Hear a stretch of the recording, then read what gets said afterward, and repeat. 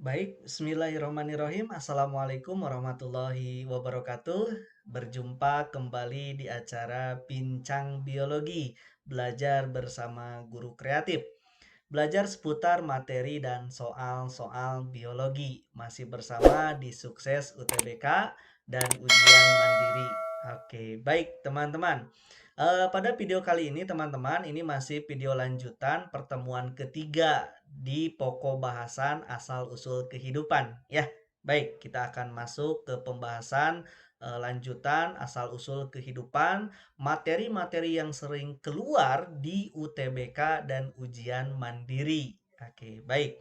Soal yang pertama, teman-teman bisa perhatikan di soal ini, soal pertama menyebutkan bahwa Miller katanya dan Urey, sudah dibahas kemarin ya. Kita warnanya bedakan dulu. Nah, Miller ini teman-teman dia adalah murid dari Urey. Urey itu adalah dosennya, gitu ya, ahli kimia, seorang berkebangsaan Amerika Serikat. Nah, menguji hipotesis Oparin. Oparin adalah orang yang mengungkapkan pertama yang memunculkan teori bahwa makhluk hidup itu berasal dari reaksi-reaksi kimiawi pada zaman bumi purba, gitu ya. Dengan menciptakan perangkat percobaan seperti pada gambar di samping. Ini adalah percobaan sederhana yang dibuat oleh Miller, gitu ya.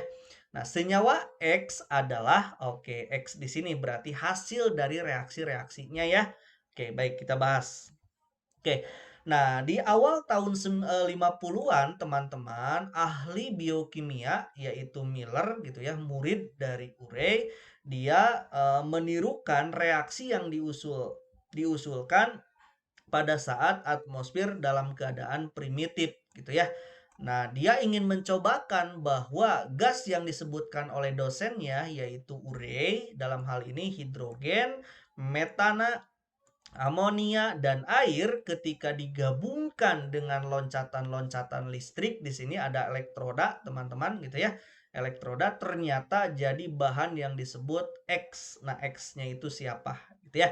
Sedangkan kata Urey, gas-gas ini bisa bergabung pada zaman bumi purba itu dengan bantuan halilintar. Nah, halilintar inilah yang sama Miller dimodifikasi oleh Miller menjadi tegangan listrik gitu ya. Jadi listrik bertegangan tinggi. Akibatnya dengan menggunakan listrik bertegangan tinggi ternyata gas-gas yang telah dipanaskan di daerah sini yang tadi ada air, ada metana, amonia dan hidrogen ini dipanaskan lalu dia mendorong menguap ke atas lalu bergabung pada elektroda yang ada loncatan-loncatan listrik di sini. Hasilnya dia didinginkan lewat kondensor ini, lalu dia menumpuk di sini hasilnya di tabung ini. Nah, ketika diteliti ternyata di dalamnya itu banyak senyawa-senyawa organik gitu ya. Meskipun sederhana. Contohnya apa? Ada asam amino, ada adenin, ada gula yang sederhana dalam hal ini adalah gulanya gula ribosa gitu ya. Yang mereka sebut ini cikal bakal penyusun RNA ya. Nah, seperti itu. Itu adalah hasil modifikasi atau hasil percobaan yang dilakukan oleh Miller.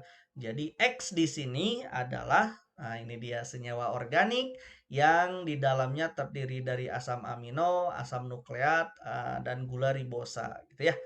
Oke, seperti itu ya. Jawabannya adalah A, teman-teman. Itu jawabannya. Nomor yang kedua bisa diperhatikan sama teman-teman dalam alat percobaan Miller yang tadi gitu ya. Ditemukan asam amino betul sebagai hasil percobaannya. Nah, sumber karbon katanya untuk membentuk asam amino itu berasal dari mana?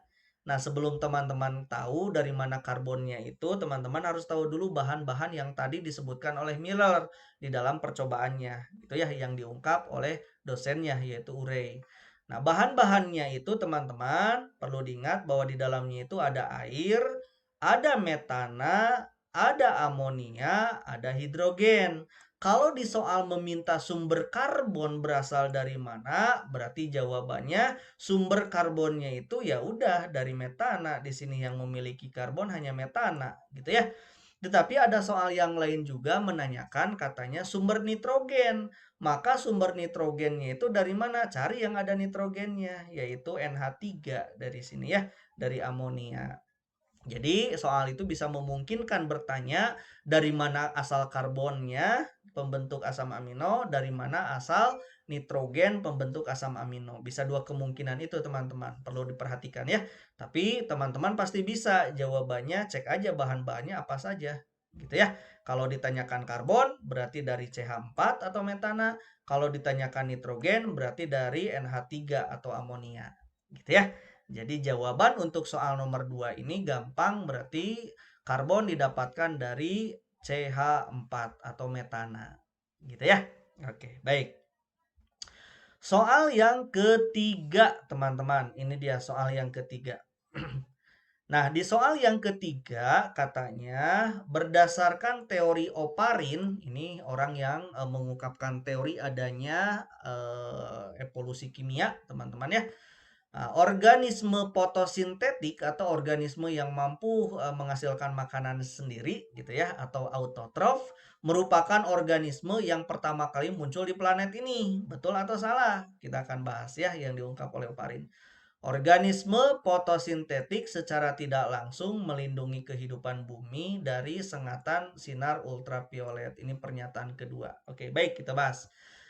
Nah, teman-teman, Oparin itu adalah orang yang mengungkap bahwa makhluk hidup berasal dari reaksi-reaksi kimiawi gitu ya pada saat memang bumi purba yang akan nantinya membentuk senyawa organik yang berasal yang berasal dari prekursor atau berasal dari zat-zat yang terkandung saat bumi purba yang tadi sudah diungkapkan ya, ada metana, amonia, hidrogen dan air. Nah, zat anorganik tersebut, teman-teman, itu dia terdapat pada atmosfer dan di dasar lautan, gitu ya, adanya di situ.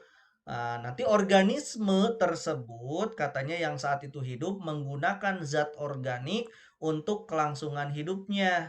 Artinya yang berada pertama kali organisme hidup itu adalah organisme heterotrof atau organisme yang tidak bisa membuat makanannya sendiri. Berarti bukan fotosintetik berarti kalau begitu ya. Berarti pernyataan pertama salah nih. Gitu ya. Jadi organisme yang ada itu menurut Oparin itu yang bersifat heterotrof.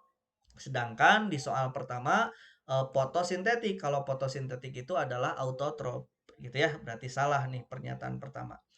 Nah, organisme fotosintetik teman-teman dia memiliki klorofil yang digunakan untuk menyerap cahaya gitu ya. Nah, efektifnya itu dia sebagai sumber energi dan oksigen yang dapat membentuk lapisan ozon dan melindungi bumi dari ultraviolet. Jelas, berarti pernyataan yang kedua ini kita betulkan gitu ya. Jadi jawabannya adalah yang soal nomor 3 itu pernyataan kedua saja yang betul, yang pernyataan pertamanya salah. Berarti salah betul. Jawabannya adalah D. Dodol ya. Salah betul itu. Oke, baik. Di soal yang nomor 4, teman-teman bisa diperhatikan katanya, menurut pendapat para ahli, biosfer merupakan tempat asal kejadian makhluk hidup. Unsur-unsur pembentuk protoplasma makhluk hidup yang penting adalah adanya karbon, hidrogen, oksigen, dan nitrogen. Oke, kita akan bahas nih teman-teman.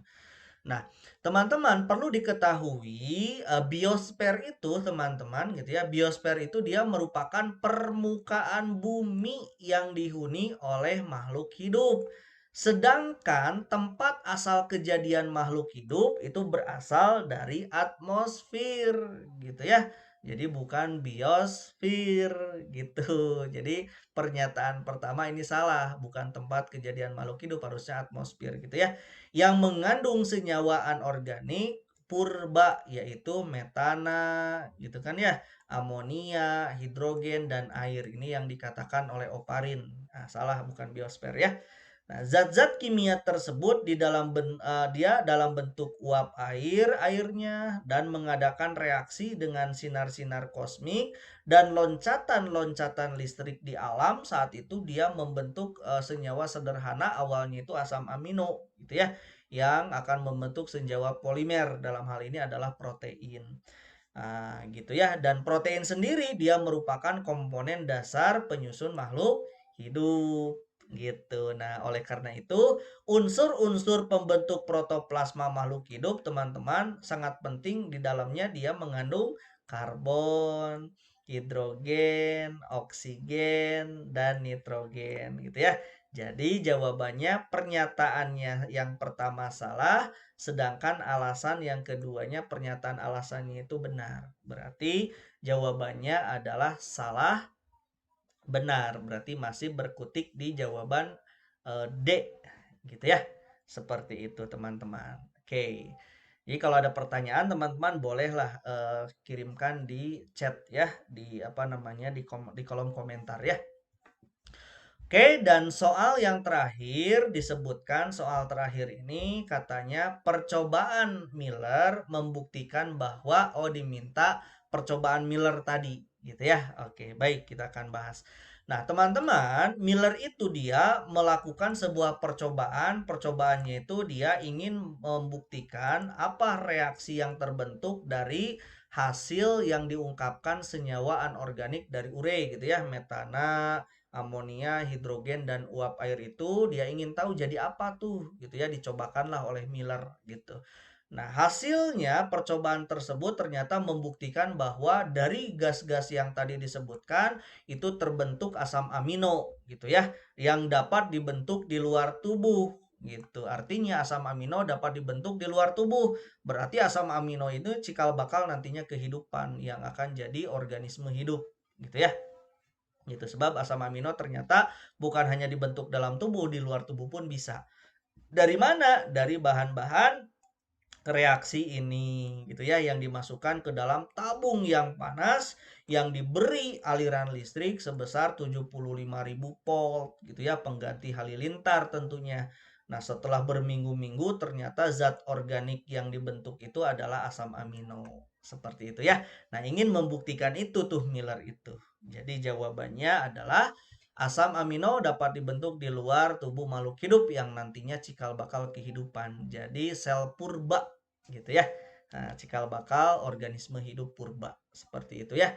Jadi jawabannya nomor 4 saja. Berarti 4 saja itu adalah D. Itu untuk soal nomor terakhir gitu ya, di soal nomor 5 ini. Itu saja teman-teman yang bisa disampaikan pada pertemuan ketiga pada pokok bahasan asal-usul kehidupan. Mudah-mudahan bermanfaat gitu ya. Kalau teman-teman baru lihat pertemuan ketiga ini, silakan bisa buka channel YouTube kami. Yang kedua dan kesatunya juga bisa teman-teman pelajari ya. Dan soal-soal yang lain juga bisa dipelajari sudah sudah kami buat dan kami upload di channel YouTube itu ya. Silakan, mudah-mudahan bermanfaat. Terima kasih. Assalamualaikum warahmatullahi wabarakatuh.